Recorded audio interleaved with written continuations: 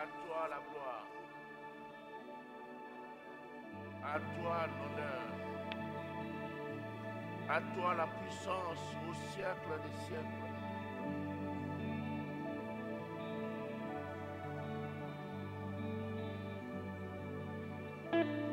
Nous te vénérons, toi le roi de rois, le Dieu tout-puissant.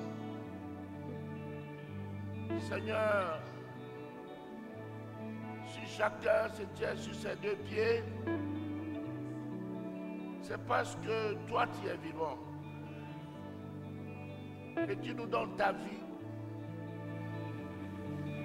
Merci de bénir ce moment, de bénir surtout ta parole. Instruis-nous, Seigneur, au nom de Jésus. Nous avons ainsi prié et nous disons Amen.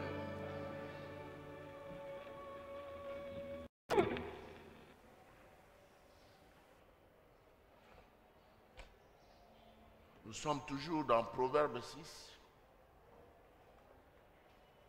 versets 6 à 11.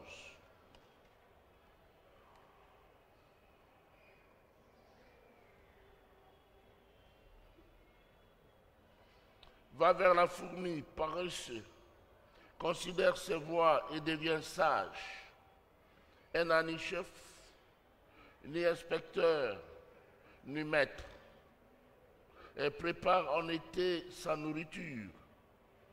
Elle amasse pendant la moisson de quoi manger. Paresseux, jusqu'à quand seras-tu couché?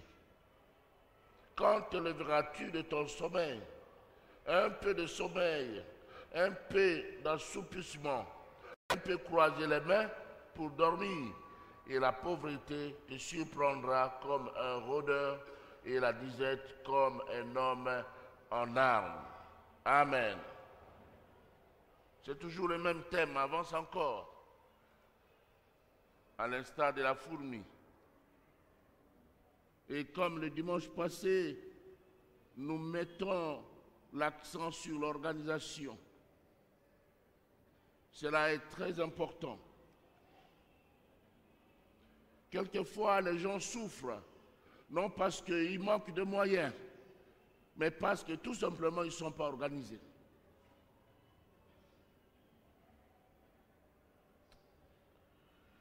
L'organisation.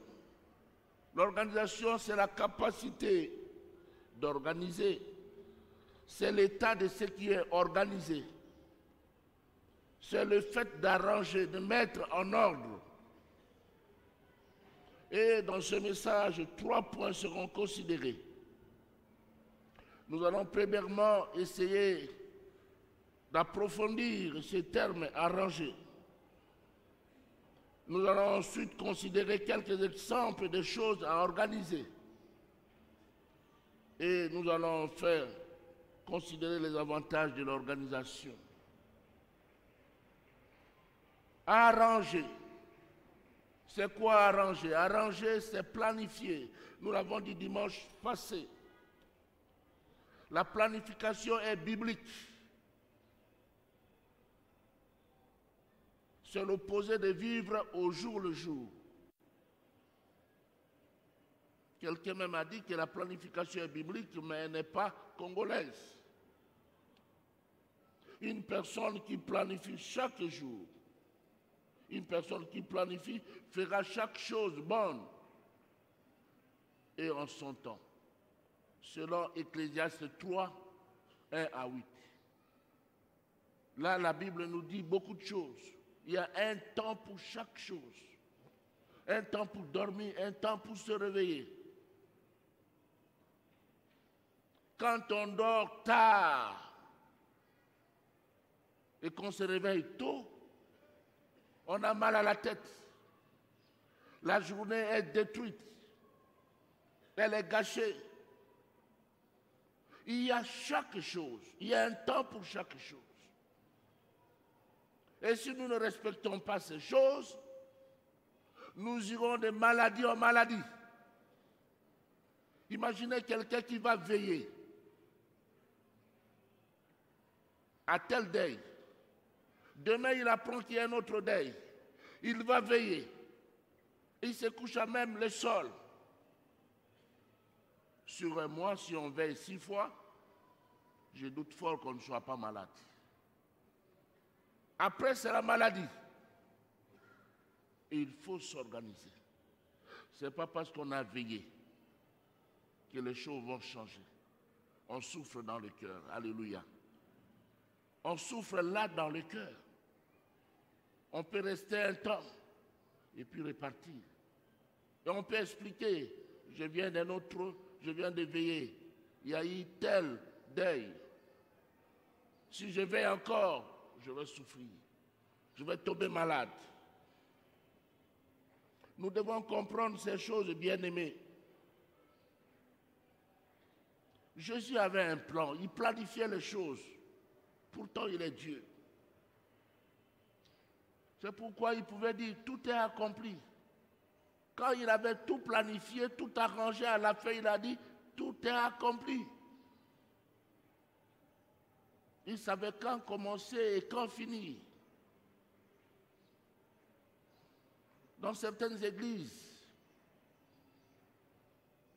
on dit qu'il commence à 8 heures, mais en réalité, il commence à 9 heures ou à 10 heures.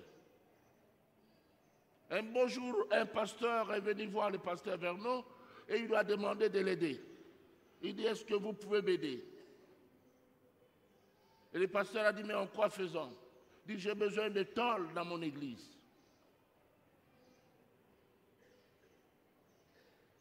Et le pasteur a dit, bon, repars, va chez toi, on va s'organiser avec le frère pour voir ce qui va se passer après. Et le pasteur m'appelle, il me dit, frère, moi je voudrais lui dire une chose, qu'il quitte son église, qu'il revienne ici, qu'il vienne ici chez nous. Et pourtant, c'était déjà un dirigeant de la communauté. Il était vice-président de l'église nationale. Je dis, mais pasteur, ça ne se fait pas, c'est un chef dans la communauté. Il dit, frère, je m'en fous. Quand un chef est mondial, ça ne va pas. Il doit apprendre.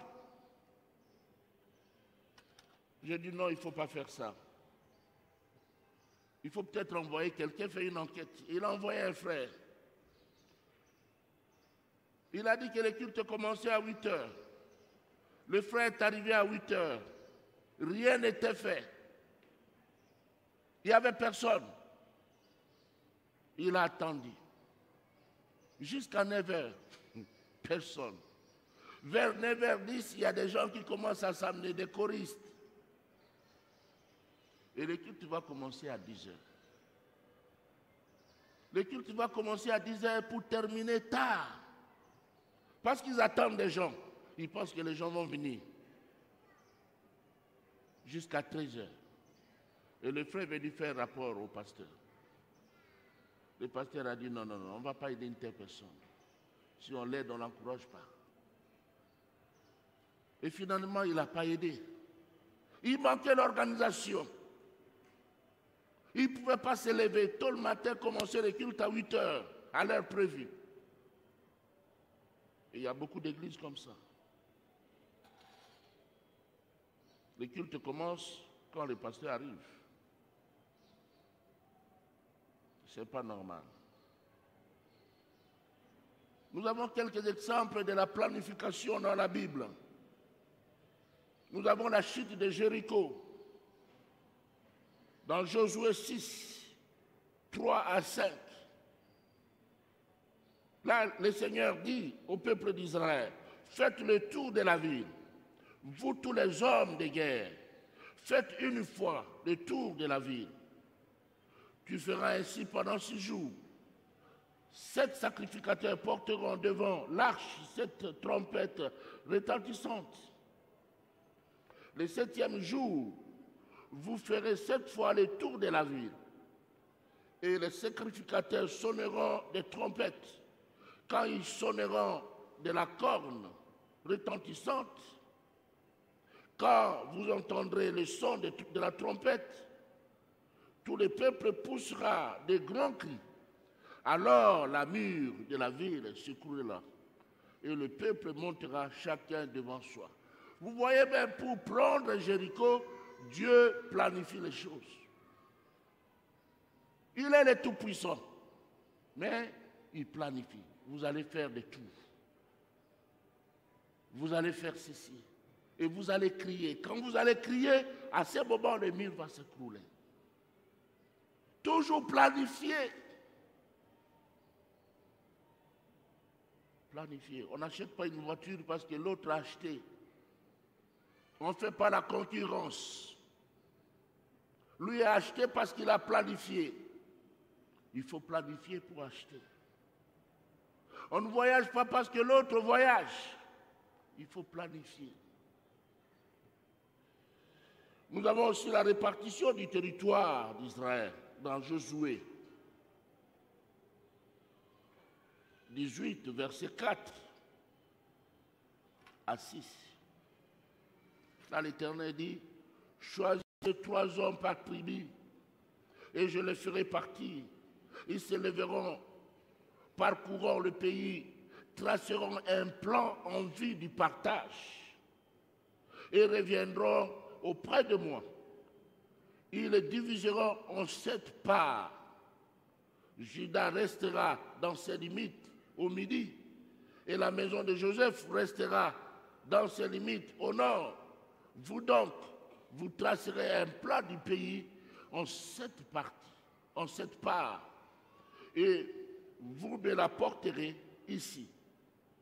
Je jetterai pour vous le sort devant l'Éternel, notre Dieu. Ça, c'est Moïse qui parle. Un plan pour diviser le pays entre les enfants d'Israël. Dans la Bible, cela est prévu. Planifier les choses. Après la planification des choses, il faut la valorisation. Valoriser. Pour faire une bonne valorisation, il faut savoir classifier, soit par ordre de priorité, soit par ordre ou par grandeur, ordre de grandeur. Quand on a planifié les choses, il faut savoir les classifier. Je vais donner un exemple, toujours dans la Bible. Quand Jésus a dit à Bartimée, que veux-tu que je te fasse? Bartimée avait plusieurs besoins. Mais il a su classifier. Il a vu la priorité. Il n'était pas marié. Il n'avait pas de travail. Il avait peut-être besoin d'acheter d'autres habits. Mais il a vu la priorité. La priorité pour lui, c'était quoi? C'était de voir que je recouvre la vie. Donc il a valorisé cela. Quand on planifie les choses, il faut savoir valoriser. Quelle est la priorité?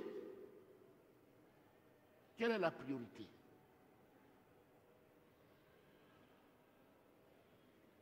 En voyant, il peut couvrir tous les autres besoins. En recouvrant la vie, il peut travailler. Il peut se marier. Il peut devenir important dans la société. Après la planification, il faut la valorisation. Nous avons aussi l'exemple de la veuve et le prophète dans 1 Roi 17. Le prophète lui dit, tu n'as plus rien, il te reste qu'un peu d'huile et de farine. Fais cuire pour moi d'abord un gâteau. D'abord pour moi. Là, il représentait Dieu. La place qu'on donne à Dieu détermine notre échelle de valeur. Est-ce que vous m'entendez? La place que nous donnons à Dieu détermine notre valeur, notre échelle de valeur. D'abord pour les prophètes. Et quand la veuve a préparé cela pour les prophètes, tous ces problèmes ont été résolus après.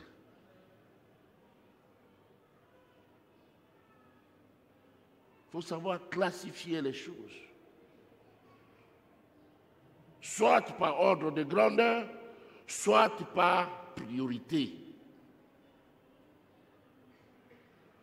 Si vous avez 2 livres, un gros livre, un petit livre, et vous prenez un gros livre, vous le posez sur le petit livre, est-ce qu'il sera bien posé? Il faut poser d'abord celui qui est gros et mettre ensuite le petit. Comme ça va. Mais si vous posez le gros sur le petit, il y a un déséquilibre. Il faut savoir classifier les choses. Qu'est-ce qui est prioritaire? Aider les membres de famille qui sont dans le besoin ou s'occuper des enfants qui ont besoin qu'on paye leur scolarité.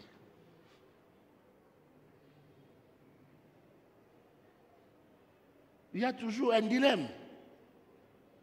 Mais par moments, on ne se rend pas compte. Et il y a des discussions dans les familles entre époux et épouses. Non, tu n'aimes pas ma famille. Tu ne veux pas connaître. Mais il y a des priorités. La priorité, c'est les enfants. Alléluia. Les membres de famille peuvent aller ailleurs. Ils peuvent se débrouiller, ils sont grands. Mais les enfants ne comptent que sur vous et sur vous seuls. Si vous les négligez, ils sont négligés. Mais si vous prenez soin d'eux, demain, ils seront des hommes.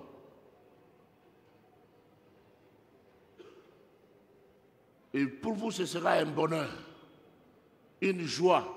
Si pas un bonheur, mais vous aurez quand même l'honneur d'avoir ces enfants-là. Vous allez parler d'eux.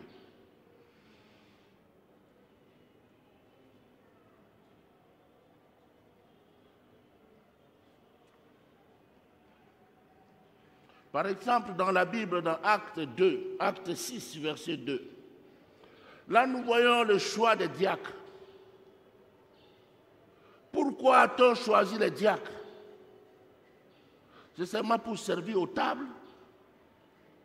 Non. Oui, dans une certaine mesure.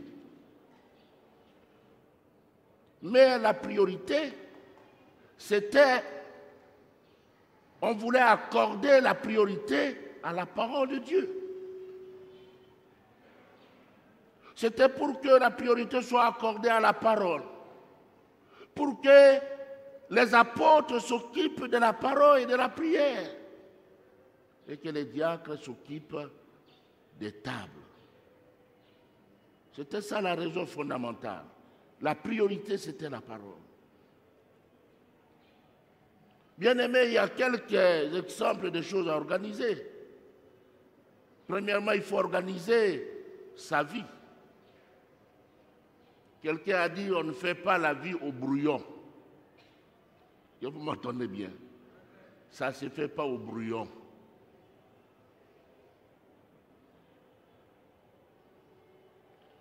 Cela est important pour un enfant de Dieu, car nous sommes le produit de notre milieu et de notre culture. Dans Romains 12, versets 1 à 2, la Bible dit, « Je vous exhorte donc, frères, par les compassions de Dieu, à offrir vos corps comme un sacrifice vivant, saint, agréable à Dieu, ce qui sera de votre part un culte raisonnable. Ne vous conformez pas au siècle présent, mais soyez transformés par le renouvellement de l'intelligence, afin que vous discerniez quelle est la volonté de Dieu, ce qui est bon, agréable et parfait. »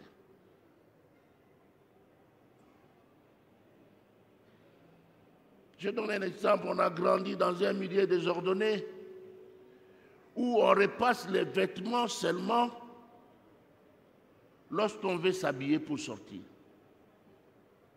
C'est l'éducation qu'on a eue. Pour sortir, on prend le fer, on commence à repasser. Mais si on veut être organisé, on prend un temps, on fait un programme pour repasser ses habits. Et on a des habits. Quand on veut sortir, on prend un habit, on le porte, on sort. Ça s'appelle l'organisation. Mais si tu veux repasser seulement au moment où tu veux sortir, ça va te coûter le temps. Et quelquefois, tu es pressé. Il y a des stress. Et tu vas mal repasser. Et quand tu t'habilles, tu réalises que non, mais ça ne va pas, j'ai mal repassé, tu t'énerves. Et là, ça ne va pas. Ça a des répercussions sur la santé.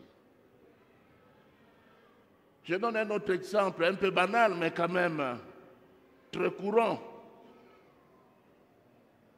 Allaiter l'enfant en public. Il y a des mamans parfois à l'église. Non, ce sont des parties intimes qu'il faut cacher. Tout le monde ne doit pas voir ça. Il faut se cacher quand on veut allaiter l'enfant. Peut-être là où tu as grandi, c'était comme ça. Mais quand tu deviens enfant de Dieu, tu t'organises. Tu vois les autres comment ils font. Amen. Ce sont des choses banales, mais ce sont des choses qui existent. Dans le bus ou en taxi. Ça, c'est grave. Ça, c'est grave. Il faut éviter cela. Et que dire au sujet des étudiants qui revoient leurs cours seulement la veille des examens ou de l'examen? On ne dort pas. On ne dort pas. Toute la nuit ou 2 nuits, on ne dort pas. Et quand on va faire l'examen, on a des vertiges. On ne comprend rien. La feuille est là, on ne comprend rien parce qu'on a veillé.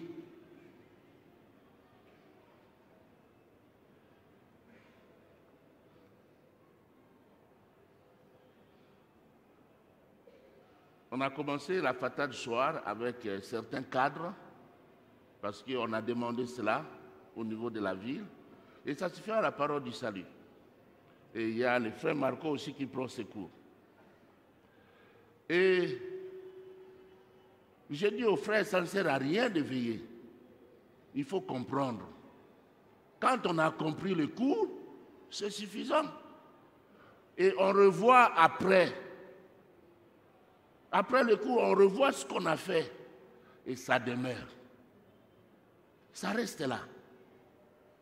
Si on cherche à étudier seulement la veille, c'est pour les notes. Mais sur le plan pratique, zéro. Il faut changer les choses. Vous, étudiants, est-ce que vous m'entendez bien? Est-ce que vous m'entendez? Je me fais entendre. Ne cherchez pas à veiller. Vous pouvez devenir fou pour rien. Dans 2 Timothée 3, 16 à 17, la Bible dit: toute écriture est inspirée de Dieu et utile pour enseigner, pour convaincre, pour corriger, pour instruire dans la justice, afin que l'homme de Dieu soit accompli et propre à toute bonne œuvre. Dans l'Église, oui, il y a la spiritualité. Nous enseignons cela.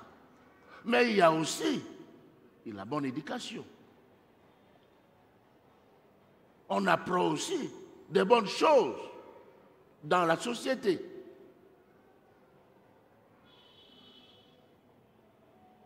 À l'Écodim, là-bas, il y a des enfants qui viennent qui ne savent pas parler français, mais au bout de quelques temps, ils parlent français. Et les parents disent: ah, il faut envoyer les enfants à l'Écodim de la manière. Hein. Même si nous, on ne va pas là-bas, mais envoyer les enfants là-bas. Nous disons qu'ils nous envoient des enfants, ce sont des âmes du Seigneur.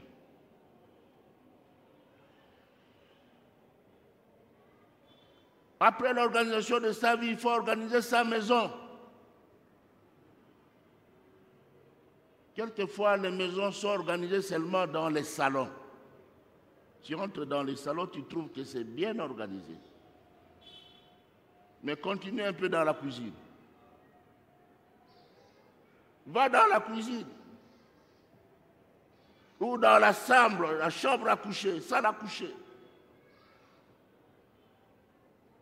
Ce sont des draps par-ci, par-là. Des habits par terre. Il faut savoir organiser sa maison. Il fait bon vivre dans une maison organisée. Il faut y mettre de l'ordre, la désencombrer, l'aérer. Une maison bien organisée, c'est la santé pour les enfants. Tu vas voir un enfant en bonne santé, la maison est organisée. Même si l'enfant fait pipi dans les habits, mais on doit laver ses habits. Il ne faut pas qu'on sente l'odeur du pipi. Dans certains salons, tu entres, c'est le pipi qui te reçoit. Et il y a des gens qui ont difficile à se débarrasser des vieilleries. Des vieilles histoires, on garde.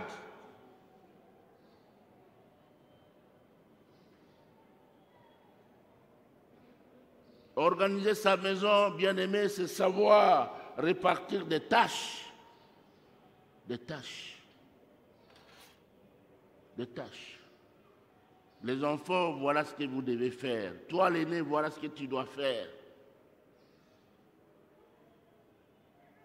Toi, les petits, regarde ce que tu dois faire. Déjà responsabiliser les enfants dès le bas âge. Cela leur donne l'idée de l'ordre, de l'organisation. Et le papa doit savoir ce qu'il doit faire, la maman aussi.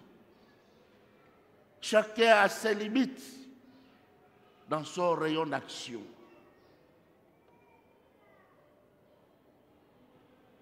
À part l'organisation de la maison, il faut organiser son temps, nous l'avons dit le dimanche passé. Avoir du temps pour son conjoint, pour sa conjointe. Il ne faut pas revenir à la maison et dire je suis fatigué. Non, tu es fatigué, mais reste cause avec ta conjointe, avec ton conjoint. Quelquefois, ce n'est pas le boulot qui te fatigue, c'est autre chose. Avoir du temps pour l'autre, pour ses enfants, pour les autres dans la famille. Et quelquefois, les gens refusent de nous suivre, de se convertir. Pourquoi? Ils se disent, leur église là, tous les jours, ils vont à l'église. Moi aussi, je suis contre ceux qui viennent à l'église tous les jours. Est-ce que vous m'entendez? Vous allez dire, le pasteur là n'est pas spirituel. Non, je suis spirituel.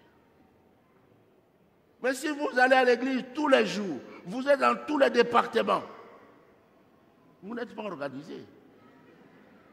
Vous ne faites rien de bon. Et les gens ne pourront pas vous suivre dans cette église. Parce qu'ils se disent, dans leur église, c'est dit matin au soir, tous les jours.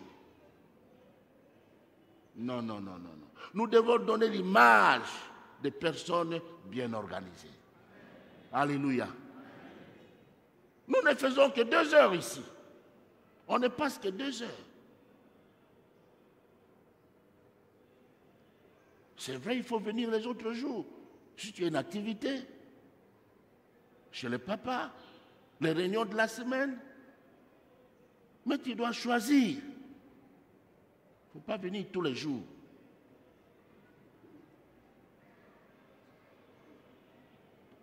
Et pour organiser son temps, il serait souhaitable, bien aimé, de noter ses activités, d'organiser ses tâches et d'éliminer les distractions inutiles et d'être réaliste. C'est vrai que quand on organise son temps, on doit aussi penser aux loisirs. Mais éviter des distractions inutiles. Et bien aimé, enfin, il faut organiser son repos. Nous voyons dans la Bible que Dieu a travaillé 6 jours et le 7e jour, il se reposa. Il désire aussi qu'on se repose après avoir travaillé. Dans Deutéronome 5, 14 à 15, la Bible dit, « Mais le 7e jour est le jour du repos de l'Éternel, ton Dieu. Tu ne feras aucun ouvrage, ni toi, ni ton fils, ni ta fille, ni ton serviteur, ni ta servante, ni ton bœuf, ni ton âne, ni aucune de tes bêtes, ni l'étranger qui est dans les portes, dans tes portes, afin que ton serviteur et ta servante se reposent comme toi. Tu te souviendras que tu as été esclave au pays d'Égypte et que l'Éternel, ton Dieu, t'en a fait sortir à main forte et à bras étendus. C'est pourquoi l'Éternel, ton Dieu, t'a ordonné d'observer les jours du repos. Il y a ceux qui refusent de prendre le repos. Ils refusent de prendre un congé parce que, il faut comprendre, c'est clair, ils se livrent à la magouille. Et s'ils vont en congé, les autres vont découvrir ce qu'ils font. Mais dimanche matin, on vient à l'église. Non, il faut avoir un congé. Il faut se reposer. Je connais quelqu'un, il était magasinier dans un entrepôt. Et on lui a donné une nomination. Il a été promu à un échelon supérieur. Mais quand il a reçu la lettre, il était furieux.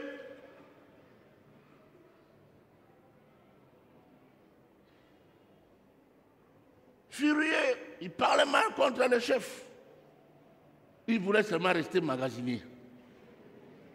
Pourquoi? Il volait. La promotion le dérangeait. Il ne voulait pas de la promotion. Il y a des gens comme ça qui refusent d'aller en congé. Ils travaillent, ils travaillent, ils travaillent. Ils ne travaillent pas, ils volent. Il faut aller en congé, il faut se reposer. Cela fait partie de l'organisation. Bien aimé, quels sont les avantages de l'organisation? Premièrement, il y a cette facilité de retrouver les choses. Si vous êtes organisé, vous savez que chaque chose est à sa place. Si on vous demande, vous retrouvez cela facilement. Deuxièmement, il y a moins de perte de temps. On gagne du temps parce que tout est organisé. Troisièmement, il y a efficacité dans le rendement lorsqu'on est organisé.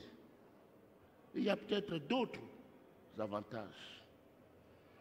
Frères et sœurs, je voudrais terminer en disant qu'une personne organisée connaît ses priorités reçues dans ses entreprises et influence les autres. Et c'est que la vie ne se vit pas au hasard. On sait quand on sort, où on va, pour X temps, et quand on rentre. Tout est organisé.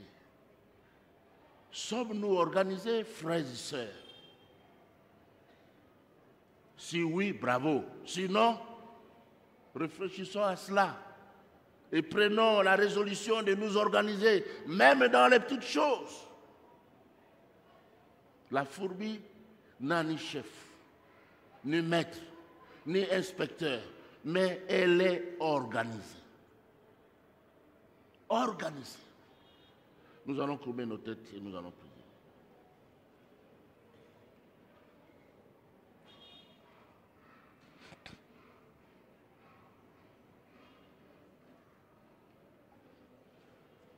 Elle est organisée.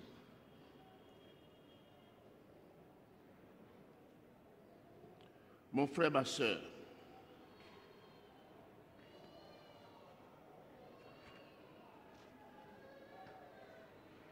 es-tu touché par ce message? Veux-tu compris pour toi? Veux-tu lui demander à Jésus de t'aider à t'organiser?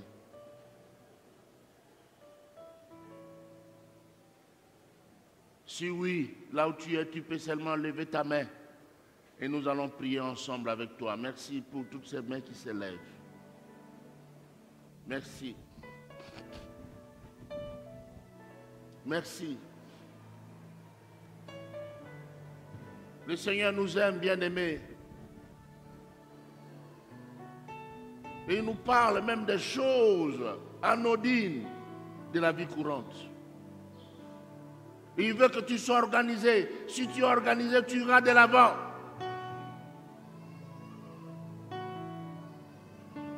Merci. Merci. Merci. Gloire au Seigneur. Vous qui avez levé vos mains, veuillez vous lever s'il vous plaît. Je vais bien vous voir et nous allons prier ensemble avec vous.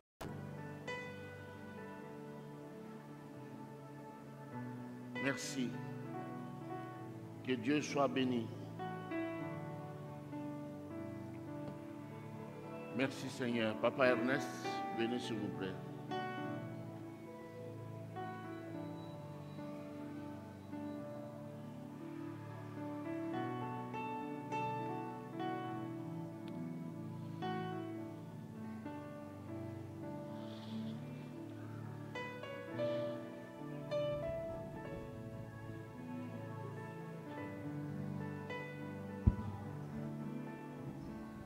Alléluia. Quel amour! À l'écoute de ta parole ce matin, Seigneur, nous sentons ton amour. Tu nous aimes. Parce que tu ne veux pas de notre perte.